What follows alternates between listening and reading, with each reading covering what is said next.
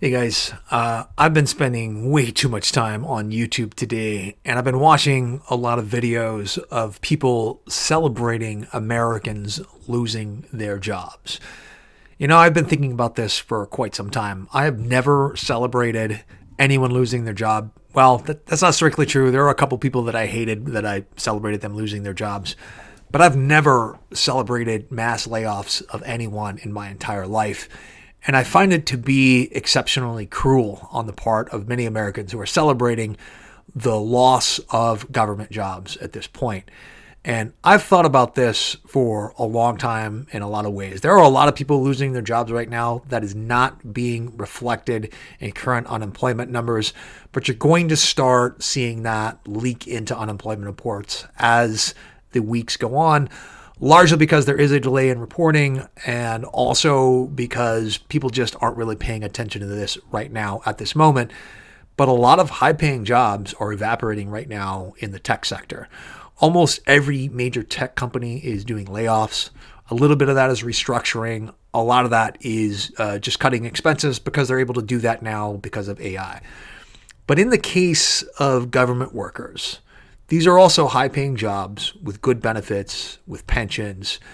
And I will admit to have felt at times, especially when my economic times were hard, not necessarily economic times in general, but I admit to have felt on occasion jealousy over job stability, pension benefits, medical benefits, and all those things that government employees enjoy. And let me tell you that the jealousy was misplaced. They have those benefits for only two reasons. Number one, their jobs can't be outsourced.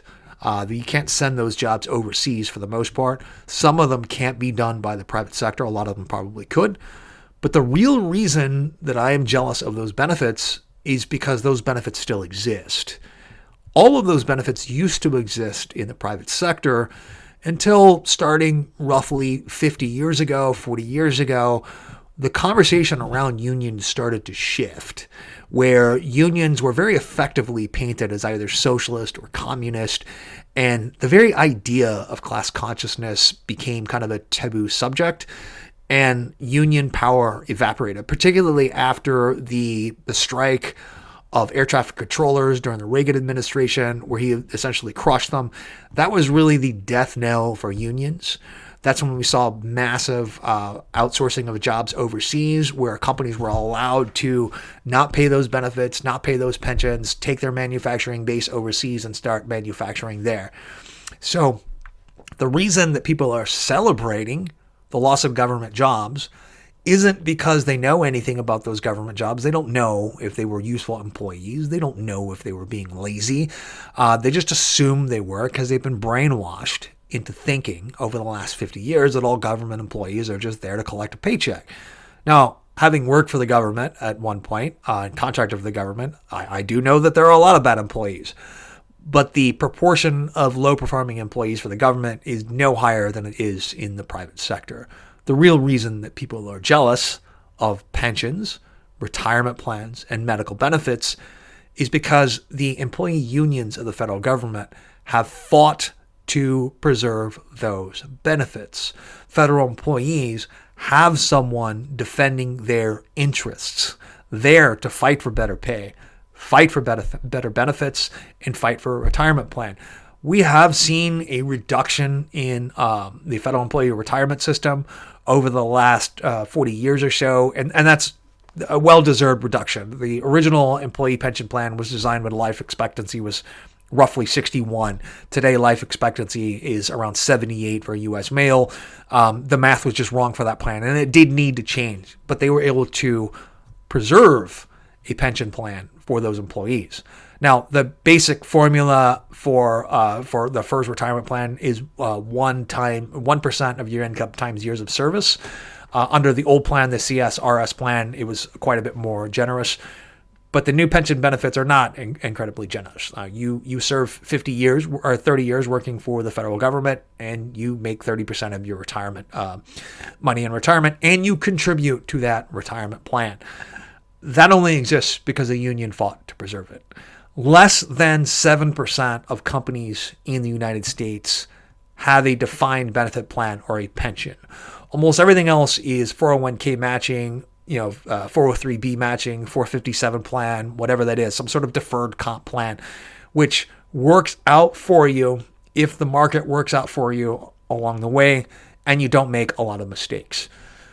Originally, this seemed like a great idea to reduce future cost, but I think all along the planners knew that most investors actually weren't going to make the right decisions going forward, and that this was not going to work out with them having a good, stable income in retirement, largely because of how educated the populace is on finance, right? They're just not very well educated.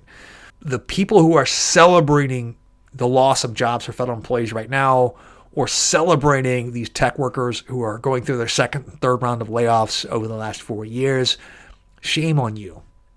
This can absolutely happen to you, and it will absolutely happen to you in your lifetime. You won't be able to control the timing of that. For many of you listening or watching this video, it's going to happen at exactly the wrong time. When you have debt piled up for some emergency or something like that, when you're not prepared for this. And I don't wish ill on you. I just want you to think the next time you're out there celebrating somebody losing their job, I want you to think a little bit more carefully about what the implications of that are. When we now have 250,000 more people competing out there for jobs that are scarce, we have 250,000 more people now who are going to be applying for unemployment. Some of that is going to be delayed until September, and it's going to make unemployment numbers look really good. But if you know people that have been looking for a job over the last year or so, 2 years or so, you know that it's not easy out there. It's not easy for anyone out there who's looking for a job. So be a little bit more thoughtful, be a little bit more empathetic, and let's get through this together, folks. Thank you very much for watching, and I'll see you next time. I will have another video out later on this week, kind of going over a few more of these ideas with more facts, figures, and data. But thank you very much, and have a nice day.